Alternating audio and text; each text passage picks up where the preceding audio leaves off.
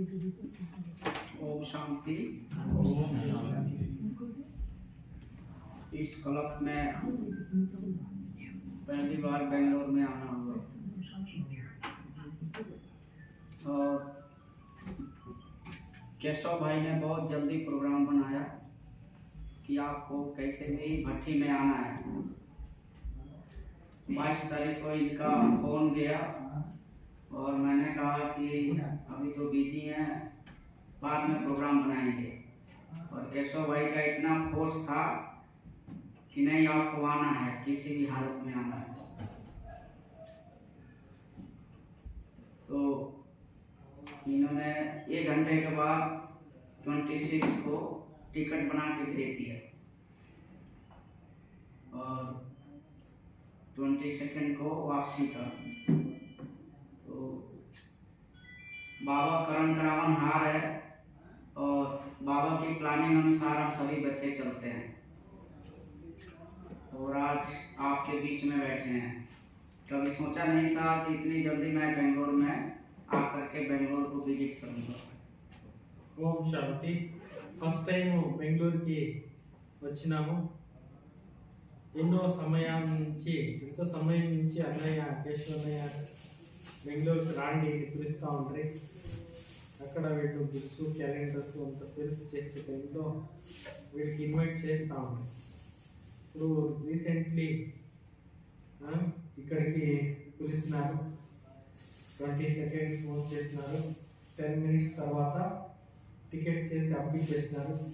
నేను అనుకోనే లేదు ఇంత యాగంగా ఇంత జాగ్రత్తగా ఈ ప్రోగ్రామ్ అవుతుంది అని।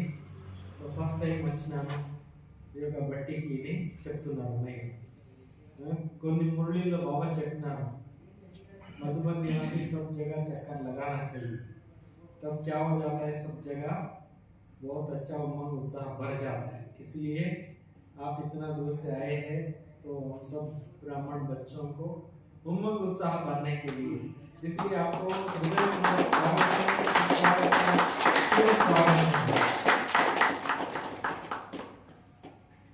इसलिए बाबा कहता है कि अगर स्वर्ग देखना है तो मधुबन में आकर के देखो। मधुबन के तीनों कैंपस में आप कहीं भी जाएंगे, आपको इतना शांति, पवित्रता, साफ सफाई मिलेगा जो आपको जर्मन, अमेरिका, कनाडा में भी नहीं मिलेगा। और किसी भी भाई बहन को कोई कहता नहीं है कि आपका ये सेवा है। बाबा ने जो रास्ता बताया है, बाबा ने जो रास्ता बना करके दिया, उस पर हम सभी बच्चे निर्विघ्न रूप से चलते हैं और सेवा करते हैं। इसलिए मधुबन में जो कोई भी जाता है वो बार बार मधुबन आने के लिए अपना प्रोग्राम बनाता है और बार बार मधुबन देखने के लिए वो किसी भी बहाने से मधुबन पहुंचने का कोशिश करता है। మధుబను భూమిపైన స్వర్గము అంటారు। మీరు ఎక్కడైనా పోండి, వేరే దేశాలకు పోయి రండి, ఇంత స్వచ్ఛత ఎక్కడా కూడా లేదు। మన అన్ని కాంప్లెక్సెస్ ఏముంది, క్యాన్సర్ వన్ కావచ్చు, పాండవ వన్ కావచ్చు, శాంతి వన్ కావచ్చు, ఇంకా కొత్తగా ఏమేమి ప్రాజెక్ట్స్ అయింది, అన్ని జాగాల్లో కూడా స్వచ్ఛత అనేది, దివ్యత అనేది సదా ఉంటుంది। इसलिए आप कोई भी भाई बहन यदि मधुबन अभी तक नहीं गए हैं तो एक बार मधुबन जरूर जाना। बाबा का अवतरण भूमि है, ब्रह्मा बाबा की कर्म भूमि है, सभी दादियों का तपस्या भूमि है और इतने बार ब्रह्मचारी भाई बहनों ने मधुबन के धरती को दबा करके बिल्कुल पावन बनाया है। जैसे ही आप उस धरती पर पांव रखते हैं तो ऐसे लगता है कि मैं शरीर से अलग हो गया और आत्म अभिमानी में हमारी स्थिति 24 घंटा रहती है। पुरुषार्थ में कोई मेहनत करने की वहाँ पर जरूरत नहीं पड़ती है, ऑटोमेटिकली वहाँ पर जो लगा रहता है। इतना सेवा करने के बाद भी लगता नहीं है कि हमने कोई सेवा किया है।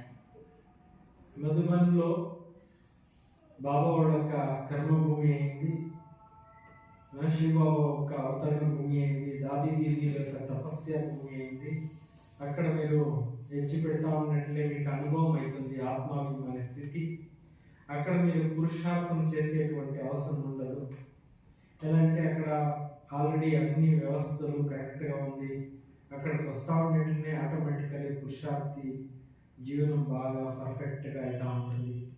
కావున ఎవరైతే మధువనానికి రాలేదు ఇప్పటి వరకు వాళ్ళందరూ కూడా వెల్కమ్ అని అన్నయ్య మధువన్ తరపు నుంచి మీతో అందరినీ స్వాగతం చేస్తున్నారు. ఎవరు పోలేదు వాళ్ళంతా చేరుతాను ఇంకా పోనే లేదు మధువనానికి. 3 भाई बहन नहीं आए हैं, बाकी सब आए. अंदर పోయినారా? ఎవరు ಹೋಗಿದ್ದೀರಾ ಮಧುವನಕ್ಕೆ? ओके योगी 4 भाई बहन नहीं. तो आप सभी को पता है कि वर्तमान समय में ब्रह्मा कुमारी भाई बहनों को लोग बहुत विशेष नजरों से देखते हैं। वो ये समझते हैं कि इनके पास जो ज्ञान है वो दुनिया के किसी भी स्वामी के पास ये ज्ञान नहीं है। इनका जो चरित्र है, इनका जो जीवन है इतना पवित्र है, इतना निर्मल है, इतना सुंदर है कि हमको ट्रेन में भी लोग देख करके कहते हैं कि आप कुछ सुनाओ, आपकी संस्था बहुत महान है, बहुत ऊंच है, आप हिंदू मुसलमान से ऊपर हो, आप जाति धर्म से ऊपर हो। तो इस प्रकार हम कहीं भी जाते हैं तो लोग बड़ी ऊंची दृष्टि से देखते हैं, अपना सीट छोड़ करके हमें बैठाते हैं और अपने बच्चों को हमारे पास भेजते हैं कि आप इनको कुछ सुनाओ, आप अपने संस्था के बारे में बताओ। तो इस प्रकार हमारा चरित्र बहुत ऊंचा होना चाहिए, हमारा व्यवहार बहुत श्रेष्ठ होना चाहिए, हमारी पवित्रता की धारणा बहुत ऊंच कोटि की होना चाहिए, हमारा भोजन बहुत सात्विक होना चाहिए और हमारा व्यवहार इतना सुंदर हो कि लोग कहें कि ये धरती पर भगवान के स्वरूप है। మన సంస్థ అనేది చాలా గొప్ప అనేది అందరికీ తెలిసిపోయింది. మన ఇన్స్టిట్యూషన్ నాలెడ్జ్ కూడా చాలా హైయెస్ట్ అనేది అందరికీ తెలిసింది. ఎలా అంటే జనాలు చూస్తున్నారు, ఎక్కడ కూడా ఇట్లాంటి నాలెడ్జ్ లేదు. మనతో చూస్తే వాళ్ళు విశేషమైనటువంటి దృష్టికోణంలో మనతో చూస్తారు. ఈవెన్ ట్రైన్లో వచ్చే టైంలో కూడా మనతో చాలా గౌరవించి చూస్తారు. మన దగ్గర నుంచి వినేదానికి కూడా జనాలు రెడీగా ఉంటారు. వాళ్ళ పిల్లవాళ్ళతో కూడా మన దగ్గరికి పంపుతారు, మీరు వచ్చి చెప్పండి, మీరు జాతి భేదాల నుంచి చాలా ఉన్నత స్థితికి పోయినారు, మీ దగ్గర చాలా మంచి గొప్ప నాలెడ్జ్ ఉంది, ఇలాంటి జ్ఞానం ఎక్కడ లేదు అనేటి భావనతో మన సంస్థ గురించి, మన పరివారం గురించి ప్రపంచంలో గొప్ప భావనలు ఉన్నాయి. కావున మనము చెక్ చేసుకుంటా ఉండాల, మా స్థితి బాగా ఉందా, మా దృష్టికోణం బాగా ఉందా, మన జీవనం బాగా ఉందా అనేది చెక్ చేసుకోవాలని ఆమె చెప్తున్నారు. तो अगर हमें पावरफुल योगी बनना है, अच्छा ब्रह्मचर्या को धारण करना है, तो हमारा खान पान बहुत लाइट होना चाहिए, हमारा भोजन बहुत सात्विक होना चाहिए. మన భోజనము సాత్వికంగా ఉండాలా, మన జీవనము బ్రహ్మచర్య జీవనం పర్ఫెక్ట్ గా ఉండాలా, మన జీవనం సాత్వికంగా ఉండాలా, శ్రేష్టంగా ఉండాలా, మహాన్ ఉండాలా అని ఆమె చెప్తున్నారు. और बाबा कहता है कि शरीर सहित शरीर के सभी धर्मों को भूलकर माँ में कब मुझे याद करो। वो तभी हम बाबा को याद कर सकते हैं जब हमारा 24 घंटा अटेंशन हो कि मैंने सफ़ेद कपड़ा पहना है, तो हमारा बुद्धि भी सफ़ेद होना चाहिए, पवित्र होना चाहिए। बाबा ने जो 4 पेज की मुरली सवेरे सुना करके हम बच्चों को अलर्ट करता है, वो सारा दिन अगर हम अटेंशन से रखते हैं, उस पर ध्यान रखते हैं, उस पर मनन चिंतन करते हैं, तो हमें सोचने की जरूरत नहीं पड़ती है कि हम आत्मा हैं, हम शिव बाबा के बच्चे हैं, ऑटोमेटिकली बाबा के साथ हमारा कनेक्शन जुड़ा रहता है. మనము దేహాభిమానం నుంచి దూరం ఉండాలా, ఆత్మిక స్థితిలో ఉండాలా. దేహధర్మాల నుంచి మనం దూరం ఉండి ఆత్మస్థితిలో ఆత్మధర్మాల్లో మనం ఉంటే ఖండితం దాని నుంచి బాగా సేవలు అవుతాయి. మనం చెక్ చేసుకుంటా ఉండాలా, మనతో మనం చేంజ్ చేసుకుంటా ఉండాలా. మనం ఆత్మిక స్థితిలో ఎంత ఉంటామో, ఆత్మస్వరూపంలో ఎంత ఉంటామో అనేది చెక్ చేసుకొని చేంజెస్ చేసుకొని పురుషార్థంలో సదా ముందుకు పోతా ఉండాలని చెప్తున్నారు. जब हम बाबा के बच्चे बनते हैं तो हमारे सारे पुराने आदत धीरे धीरे खत्म हो जाता है, और अभी वर्तमान समय में हमारी स्थिति इतनी पावरफुल हो कि हम जिस रास्ते से चलें उस रास्ते की हवा बदल जाए, लोग एक टक देखते रहें कि ये योगी कहाँ से निकला है, ये योगी कहाँ से जा रहा है, ये योगी क्या करता है, इसका गुरु कौन है, इसको इतना श्रेष्ठ बनाने वाला कौन है। हमारे मन बुद्धि में इतना अच्छा वाइब्रेशन हो कि लोग हमको देखते रहें कि इनसे हमें कुछ सीखने को मिलेगा। यही दुनिया को श्रेष्ठ बना सकते हैं, यही भारत को विश्व गुरु बना सकते हैं। तो 24 घंटे हमारे जो माइंड है बिल्कुल पवित्र होना चाहिए और बाबा का ज्ञान में हमारी बुद्धि रमण होना चाहिए और कोई फालतू बात हमारे विचारों में हमारे चिंतन में नहीं होना चाहिए। మనం వైట్ డ్రెస్ వేసుకున్నామంటే మన విచారాలు మన మనస్సు స్వచ్ఛంగా నిర్మలంగా పవిత్రంగా ఉండాలి. మనతో జనం చూసేటువంటి భావనలు చాలా గొప్ప భావనలు చూస్తారు. మన ఆచార విచారాలు మన సంస్కారాలు అంతా మన హ్యాబిట్స్ అంతా దివ్యంగా ఉండాలా, శ్రేష్టంగా ఉండాలా. మనం ఎక్కడ పోతామో అక్కడంతా మనతో జనాలు చూస్తూ వీళ్ళ నుంచి మేము నేర్చేది జాస్తి ఉంది, వీళ్ళ నుంచి మేము తెలుసుకునేది చాలా ఉంది అనేటువంటి భావనలో ఉంటారు. కావున మనం ఎక్కడెక్కడ పోతామో అక్కడ ఆటోమేటిక్గా సేవలు అవుతూ ఉంటుంది. మనలో ఏమి తక్కువ ఉండకూడదు, ఆత్మాభిమాని స్థితిలో ఉండాలని నేను చెప్తున్నారు. अभी वर्तमान में डिजिटल वर्ल्ड है और सोशल मीडिया की जमाना है। लोगों के पास ज्ञान बहुत है, लेकिन लोगों को रूहानियत और पवित्रता का वाइब्रेशन चाहिए, वो दुनिया में नहीं मिल रहा है।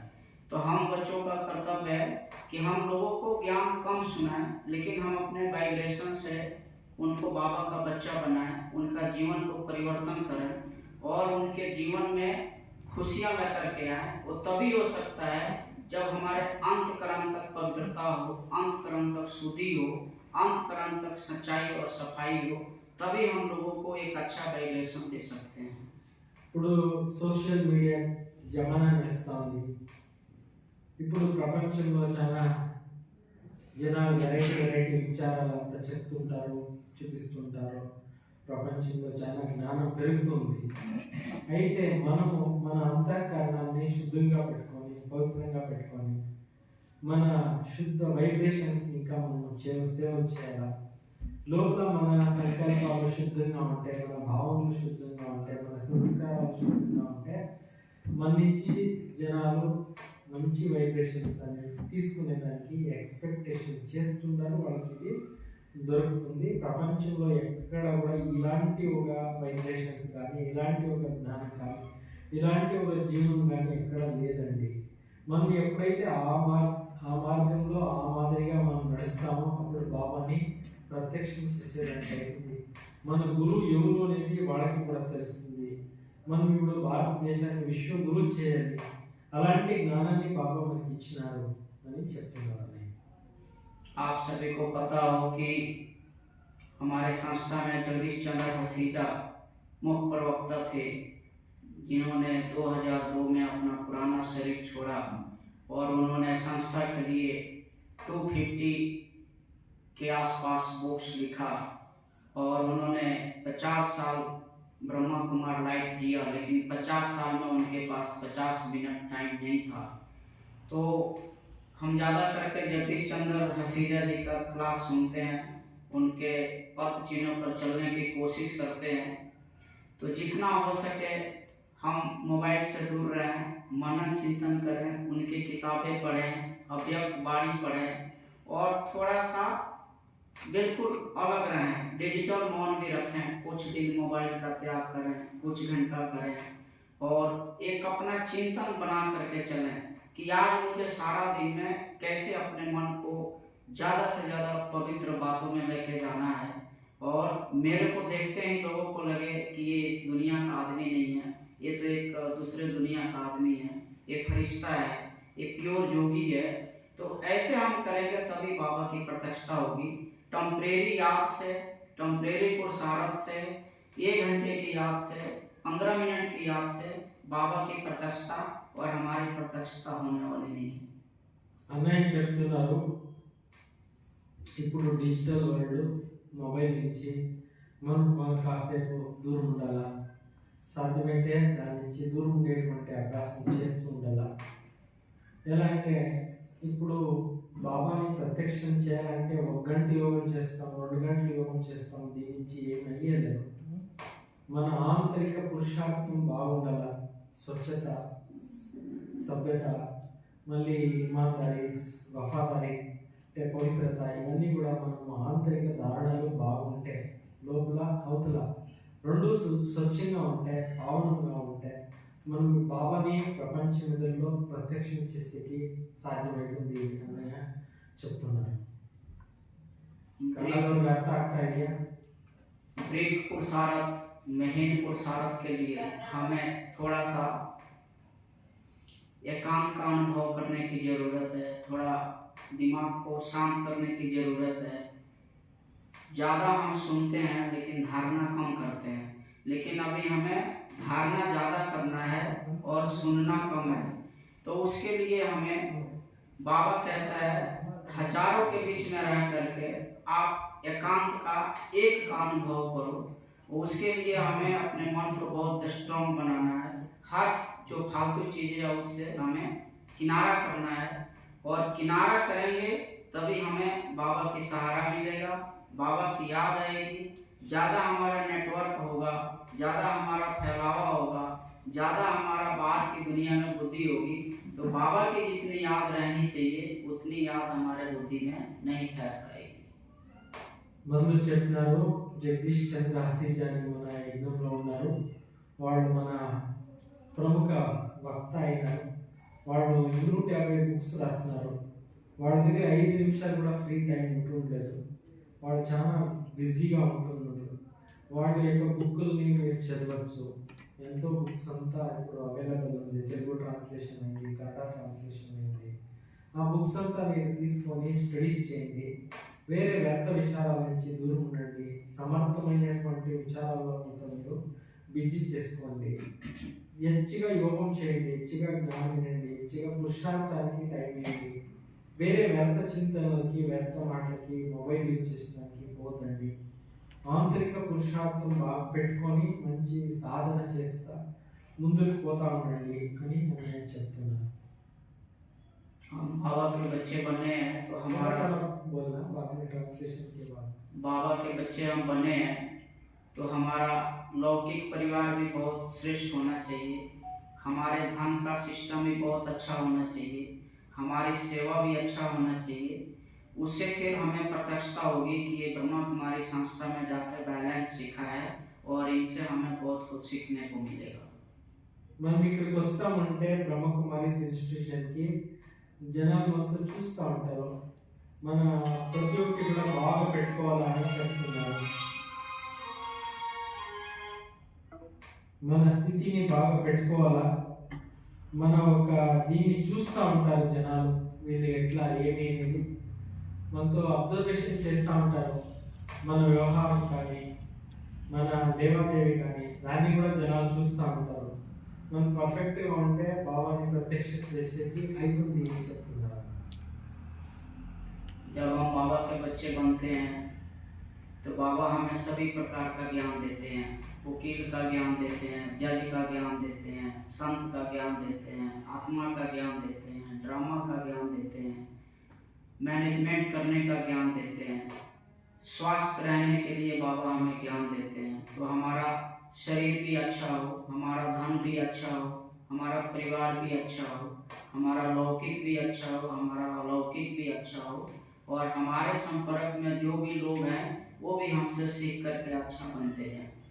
బాబా వాళ్ళు వెరైటీ జ్ఞానం ఇస్తున్నారు. లాయర్ గురించి చెప్తారు, డాక్టర్ గురించి చెప్తారు, ప్రతి ప్రొఫెషన్స్ గురించి చెప్తారు, ఆరోగ్యం గురించి చెప్తారు, సృష్టి చక్రం గురించి చెప్తారు, కల్పవృక్షం గురించి చెప్తారు, డ్రామా గురించి చెప్తారు. అన్ని ప్రకారాల్లో నాలెడ్జ్ మనకి ఇస్తారు. అంటే మనతో బాబా పర్ఫెక్ట్ చేసేదానికి చెప్తారు.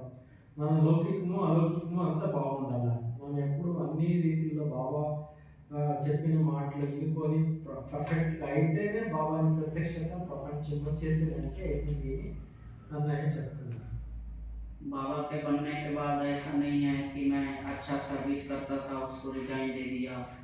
बाबा के बनने के बाद ऐसा ना हो कि हम घर बार छोड़ दें, अपने पति को छोड़ दें, अपने परिवार को छोड़ दें, लेकिन उनके बीच में रह करके उनका पालना करते हुए बाबा का ज्ञान में चलें तो उससे ज़्यादा बाबा का नाम रोशन होता है। లౌకికం అలౌకికం బాగా పెట్టుకోవాలా. బాబా చిక్కిన తర్వాత మనం ఇల్లు అక్కడ విడిచేది కాదు. మనకు చిక్కినటువంటి జ్ఞానం గొప్పమైనటువంటి జ్ఞానం. లౌకికము అలౌకికం అంతా బ్యాలెన్స్ పెట్టుకుంటే బాబాది యొక్క ప్రత్యక్షత చేసేదానికి అనుకూలమవుతుంది. మనము మంచి మార్గంలో పర్ఫెక్ట్గా నడుస్తూ ఉంటే లౌకికంలో జనాలు మంచి నేర్చుకుంటారు. బాబా పేరు కూడా మనము ప్రపంచంలో ప్రసిద్ధం చేసేదానికి అవుతుంది. दादियों ने हैदराबाद सिंध से आया और इसलिए उन्होंने अपना घर बार छोड़ा, क्योंकि किसी भी संस्था, संगठन या पार्टी की स्थापना होती है तो उसमें कुर्बानी देने के लिए कुछ लोगों की जरूरत होती है। तो ब्रह्मा बाबा के साथ साथ एक पावरफुल आत्माएं अपना घर बार छोड़ा, तभी आज इतनी बड़ी संस्था की स्थापना हुई और आज संस्था दिन दूना रात चौगुना बढ़ रहा है। इसलिए दादियों की हम तुलना नहीं कर सकते, क्योंकि दादियों को बाबा ने डायरेक्ट छुड़वाया था, क्योंकि वो पावरफुल आत्मा थी और उनके द्वारा बाबा को जग की स्थापना करना था। ఈ ఇన్స్టిట్యూషన్ ఎప్పుడైతే పాకిస్తాన్ నుంచి భారతదేశానికి వచ్చింది, వాళ్ళు సర్వస్వ త్యాగులై బాబా ఇంటికి వచ్చినారు. వాళ్ళలో చాలా శక్తి ఉండింది, దాని నుంచి బాబా వాళ్ళతో సెలెక్ట్ చేసుకున్నారు యజ్ఞానికి. ಯಾವುದೇ ఒక ఇన్స్టిట్యూషన్ కానీ ಯಾವುದೇ ఒక యజ్ఞ సంస్థ కానీ స్థాపన అవుతుంది అంటే దాంట్లో కొందరు బలిహారి ఆవశ్యకత ఉంటుంది, కొందరు డెడికేషన్ ఆవశ్యకత ఉంటుంది. ఆ మాదిరిగా బ్రహ్మబాబా యజ్ఞాన్ని స్థాపన చేసినారు. ఇంత పెద్ద ఇన్స్టిట్యూషన్కి దాదీలు ఆధారమూర్తులైనారు. వాళ్ళ త్యాగం నుంచి, వాళ్ళ తపస్సు నుంచి, వాళ్ళ సేవ నుంచి ఇంత పెద్ద ఆర్గనైజేషన్ ఈ ప్రపంచంలో డైలీ ఇంప్రూవ్మెంట్ అవుతానే ఉంది. ఒక్క దీని కూడా ఇది బ్యాక్ పోలేదు, ఇంప్రూవ్మెంట్ అవుతానే ఉంది. आज की जो आत्माएं हैं, दादियों इतनी उनके अंदर ताकत नहीं है। दादियों के अंदर जो त्याग तपस्या की भावना थी, उस समय करोड़पति घर की बहु बेटियां थी, लेकिन एक बार बाबा को देखा और पूरा समर्पण हो गए, पीछे मुड़ करके नहीं देखा कि बाबा के जाने के बाद हमारा क्या होगा। लेकिन आज के डेट में जो आत्माएं आ रही हैं, वो दादियों इतना पावरफुल नहीं है, इसलिए हमें बैलेंस बना करके और उनको इसी तरह ज्ञान समझा करके बाबा को बच्चा बना करके उनको भी साथ में लेकर चलना है। మొదలు వచ్చినటువంటి దాదీలు ఏం పవర్ఫుల్ ఉండ్రి, అంత పవర్ ఇప్పుడు వచ్చేటువంటి ఆత్మలు లేదు. కావున వాళ్ళ నుంచి మనమందరూ ప్రేరణ తీసుకొని వాళ్ళ తర మనం తయారు కావాలా. ఇప్పుడు శక్తి లేకుండా ఉండేటువంటి ఆత్మలు ఏమొస్తారో వాళ్ళకి కూడా పాలించి వాళ్ళతో కూడా బ్యాలెన్స్ చేసుకొని ముందుకు పోవాలని అన్న చెప్తున్నారు. इसलिए हम किसी को डायरेक्ट नहीं कह सकते कि विनाश होने वाला है, दुनिया खत्म होने वाली है। हम उनको ये बता सकते हैं कि दुनिया परिवर्तन होने वाली है, अच्छी दुनिया आने वाली है, भगवान का अवतरण हो गया है। डायरेक्ट अगर हम उनको कहते हैं तो वो कहते हैं कि ये लोग दुनिया को विनाश करने के तुले हुए हैं और इनके पास और कोई ज्ञान नहीं है। इसलिए हमें बड़े युक्ति युक्त, ज्ञान युक्त और सिस्टम से बाबा को बच्चा बना करके उनको साथ जोड़ना है। डायरेक्ट अगर कुछ बात करते हैं तो उसका उल्टा प्रभाव लेते हैं और उल्टा असर पड़ता है। మనం డైరెక్ట్ గా ఎవరికి చెప్పకూడదు ప్రపంచం వినాశనం అయిపోతుంది, వాళ్ళు చూస్తూ ఉంటారు, వాళ్ళకి తెలుసు. బట్ మనం డైరెక్ట్ గా ఈ మాటను చెప్పకూడదు. వినాశనం అనేది పరివర్తన అవుతుంది, మహాపరివర్తన అవుతుంది, సృష్టి పరివర్తన అవుతుంది. మంచి యుగం వస్తూ ఉంది, కొత్త యుగం వస్తూ ఉంది, సత్యుగం వస్తూ ఉంది. దానికి మనం అందరూ తయారు కావాలంటే ఖుషి ఇంకా జనాలు ఇంటారు, అక్సెప్ట్ చేసుకుంటారు. లేదంటే మనం డైరెక్ట్గా వినాశం అనేటువంటి మాట చెప్తే ఏం చెప్తారు, వీళ్ళంతా ఈ ప్రపంచం నిమిత్తమైనవాళ్ళు అనేసి మన మాటలు ఇంకు. కావున మనం వినాశం అనేది చెప్పేది చేంజ్ చేసుకొని పరివర్తన అనేది తీసుకురావాలి మన లైఫ్లో. అప్పుడు పరివర్తన వాళ్ళలో వస్తుంది, వాళ్ళపైన కూడా మంచి ఎఫెక్ట్ అనేది పడుతుంది అని చెప్తున్నారు. दूसरी बात, जब हम बाबा के बच्चे बनते हैं तो कई लोग अपने परिवार से कटअप हो जाते हैं और ऐसे लगता है कि उन जैसा कोई संसार में नहीं है। लौकी को भी ऐसे नज़र से देखते हैं कि जैसे मेरा कुछ नहीं है, दूसरे लोगों से भी कटअप बना करके रखते हैं। तो बाबा कहता है कि ये चूहे को हल्दी का गांठ मिला तो समझता है कि मैं पंसारी हो गया। इसलिए बाबा कहता है जट बुद्धि नहीं बनना है, मोटा बुद्धि नहीं बनना है। सिस्टम से चलेंगे तो आपको देख करके दूसरा भी बाबा का बच्चा बनेगा और हमारा परिवार बढ़ता जाएगा। బాబా వీడలైన తర్వాత లౌకికంతో కంప్లీట్గా వదిలిపెట్టకూడదు. వాళ్ళ చేతిలో కూడా ప్రేమతో వ్యవహారం చేసుకొని పోవాలా. ఒకవేళ మనం అట్లా ఎక్సెస్ వస్తే వాళ్ళేమంటారు, వీళ్ళు సన్యాసులు అయిపోయినారు, వీళ్ళు జడత్వాన్ని పొందినారు, ఇలాంటి డిస్సర్వీస్కి కారణమవుతుంది. కావున మనం లౌకికము అలౌకికం బ్యాలెన్స్ పెట్టుకొని బాబా సేవని ముందు ఇంప్రూవ్మెంట్ చేసుకొని పోవాలా.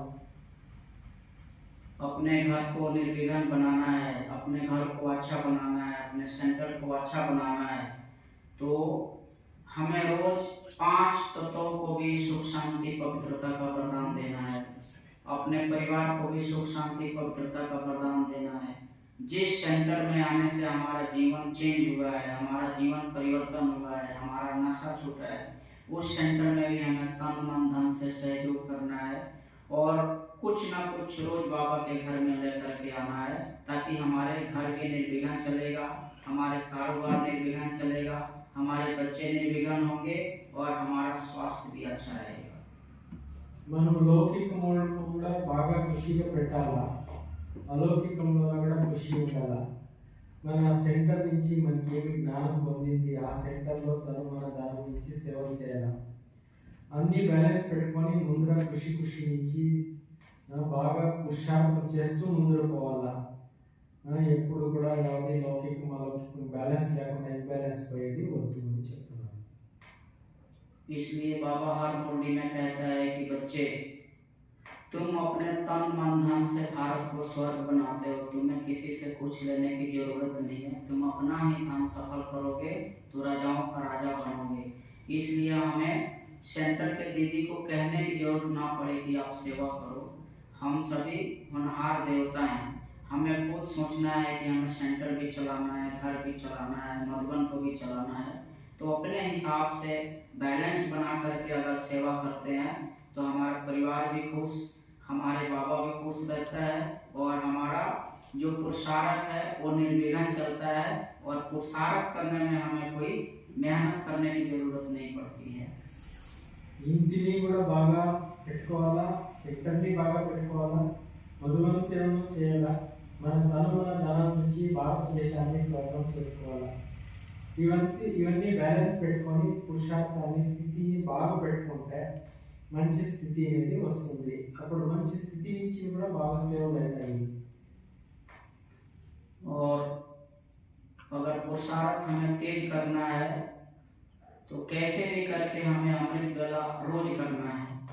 चाहे 5 मिनट अमृत वेला करो, लेकिन आकाश पताल हिलाने वाला अमृत वेला हो। 1 घंटा अमृत वेला करने की जरूरत नहीं है। जल्दी जागे और आके अमृत वेला बाबा के सामने नमाज पढ़ रहे हैं, ऐसे झुक रहे हैं, वो कोई योग नहीं है। नींद भी खराब हुआ, टाइम भी खराब हुआ, योग भी नहीं लगा। 5 मिनट योग करो, बाबा को पता चल गया कि ये मेरी बच्ची आज मेरे से बहुत शक्ति लेके गई है, ये बच्चा आज मेरे से पूरा पावर लेकर के गया है और सारा दिन पावरफुल बन करके रहेगा। అమృత వేళ లేస్తామంటే యోగం కూడా బాగా చేయాలా. లేస్తాము అన్నీ లేసేసేది, నిద్రపోయేది, తుమ్మిడిచ్చేది, ఆపిచ్చేది అంతా వద్దు. 10 నిమిషాలు యోగం చేస్తారంటే కూడా బాగా పవర్ఫుల్గా శక్తిశాలి యోగం చేయండి, బాగా యోగం చేయండి. మన యోగం బాబా జత కరెక్ట్గా కనెక్ట్ కావాలా, బాబాలో ఖుషి కావాలా. మంచి యోగి ఆత్మలు ఉంటారు, వీళ్ళు బాగా యోగం చేస్తారని బాబాకి కూడా అర్థం కావాలా. ఆ మాదిరిగా మనము యోగ స్థితిని బాగా డెవలప్మెంట్ చేసుకోవాలా, పురుషార్థాన్ని బాగా పెట్టుకోవాలని చెప్తున్నాను. आप सभी जानते हैं कि 4 पेज की मुरली चलती है। मुरली चलने के पहले भी 5 मिनट गीत बजता है लाल लाइट में, और मुरली खत्म होती है तो भी 5 मिनट लाल लाइट करके गीत बजती है। वो इसलिए गीत बजता है कि पहले हमारा मन बुद्धि शांत हो, और लास्ट में इसलिए गीत बजता है कि हमने जो सुना है उसको चिंतन करके सारा दिन उसके ऊपर चलना है।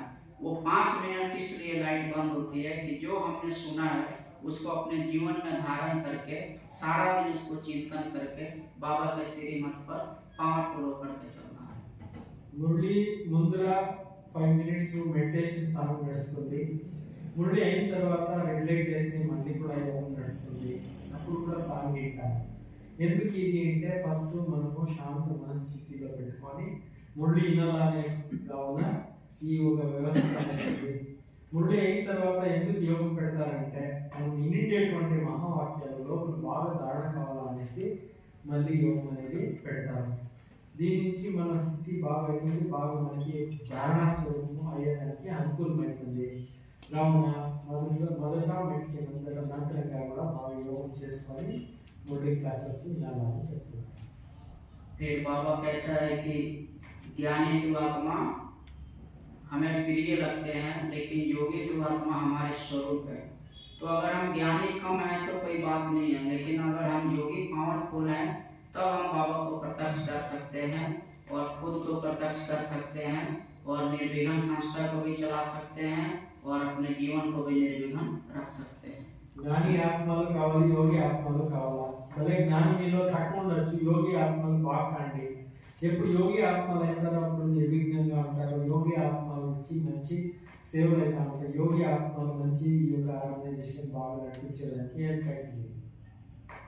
तो इसलिए हमारा अटेंशन होना चाहिए कि हमारा योगी जीवन हो, श्रेष्ठ जीवन हो, पवित्र जीवन हो।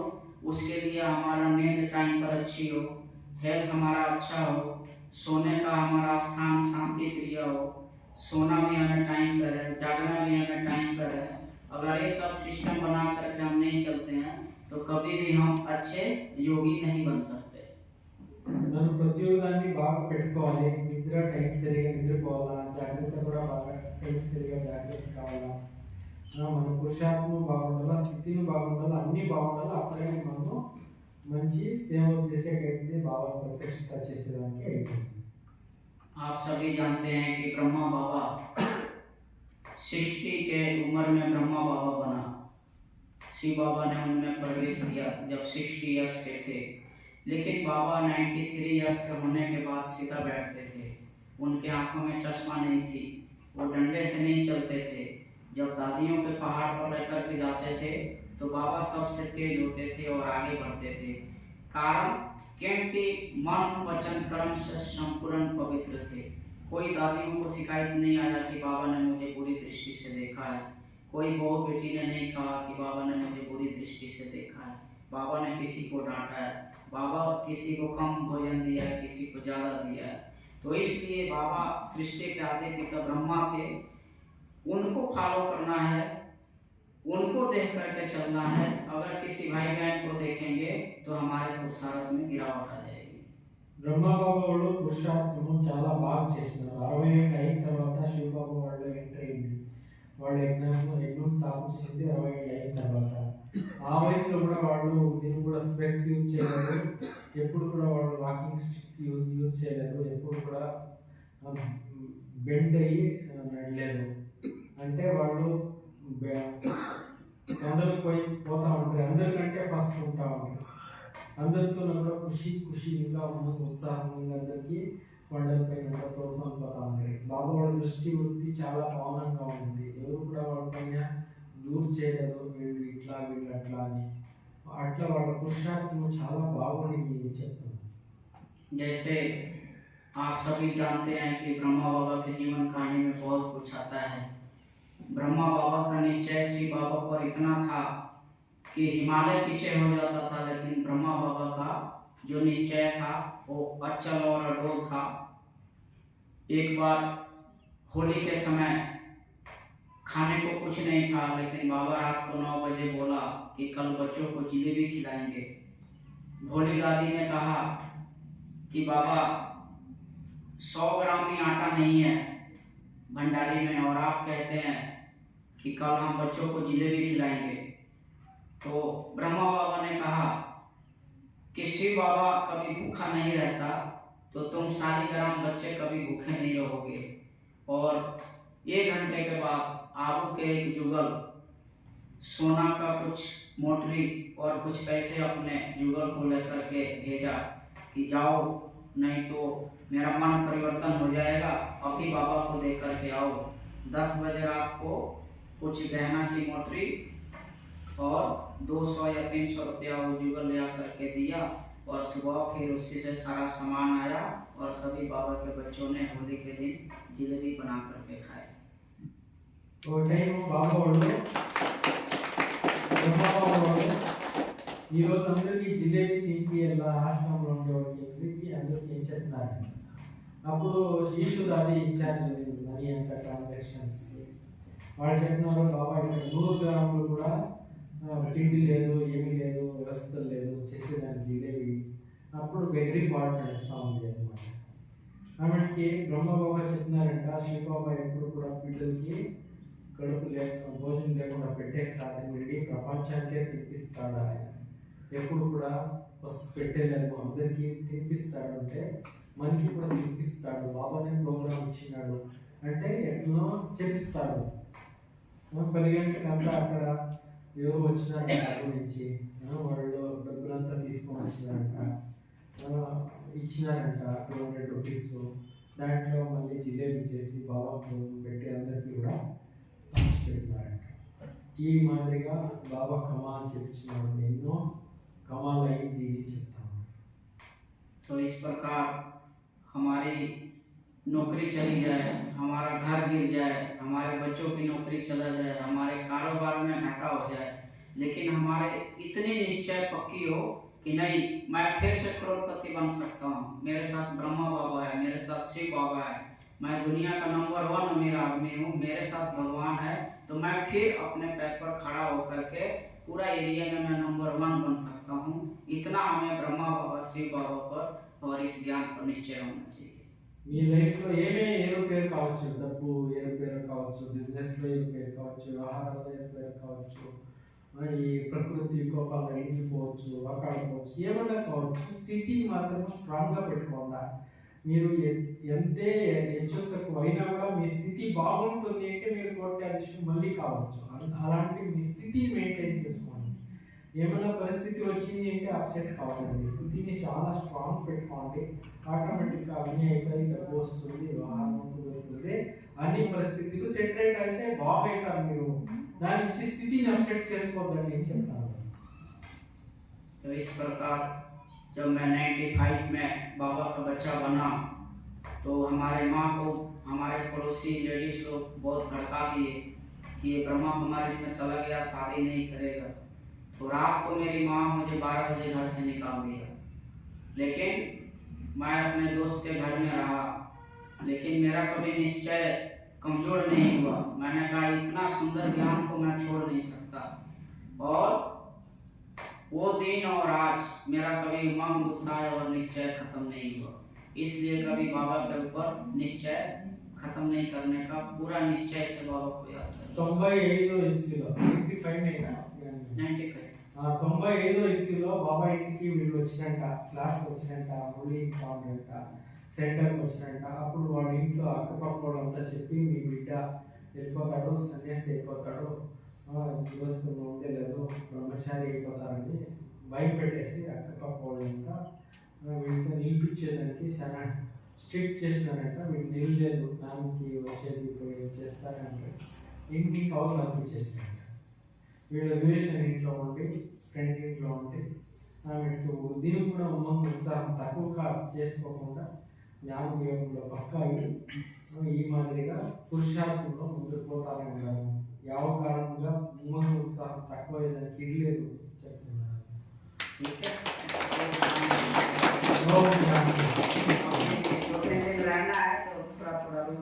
मिलेंगे आपसे, 2-3 దినాలు ఉంటాను, డైలీ కొంచెం చెప్తా ఉంటాను.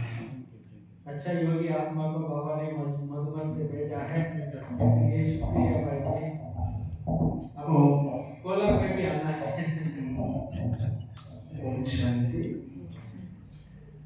మనకి దాది, దీది, బ్రహ్మ బాబా, మమ్మ, మన అన్నయ్యలు 25, 35, 40 సంవత్సరాల నుంచి వాళ్ళ జీవితాన్ని మనకి